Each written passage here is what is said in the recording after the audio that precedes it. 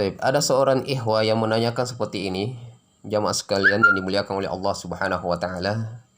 Bagaimana hukum sholat Id di rumah dan tata caranya? Jamaah sekalian yang dimuliakan oleh Allah Subhanahu wa taala, sekarang ini masyarakat Indonesia sedang menghadapi wabah corona yang disebut dengan COVID-19, dan pemerintah menghimbau agar kita tetap di rumah saja untuk menghindari kerumunan dan untuk memutus penularan virus tersebut. Maka umat Islam saat ini sedang melaksanakan ibadah puasa Ramadan di masa pandemi COVID-19.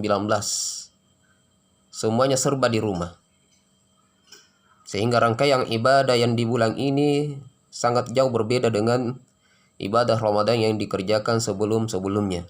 Semuanya serba di rumah. Sholat fardu diadakan di rumah, tilawah di rumah, tarawih di rumah, witir pun di rumah, tadarrus di rumah.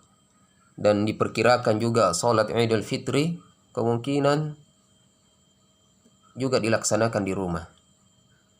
Tidak dilaksanakan di lapangan sebagaimana yang disunnahkan oleh Rasulullah Sallallahu Alaihi Wasallam. Lalu bagaimana hukumnya sholat Id kalau harus dilakukan di rumah? Hukumnya boleh insya Allah, dan dilakukan berjamaah dengan keluarganya. Diajak keluarganya untuk sholat berjamaah. Bisa dilakukan 2 orang, lebih banyak lebih baik. Tata caranya sama dengan pelaksanaan sholat Id yang dikerjakan di musola atau di lapangan. Terdiri dari 2 rakaat. Pada rakaat pertama 7 kali takbir selain takbiratul ihram. Pada rakaat kedua 5 kali takbir selain daripada takbir intiqal atau takbir bangun dari sujud.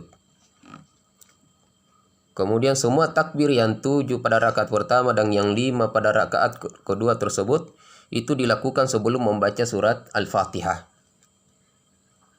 Lalu disunnahkan juga kalau bisa, ini kalau dihafal suratnya, membaca surat Al-A'la pada rakaat pertama atau surat Qaf secara jahar atau nyaring.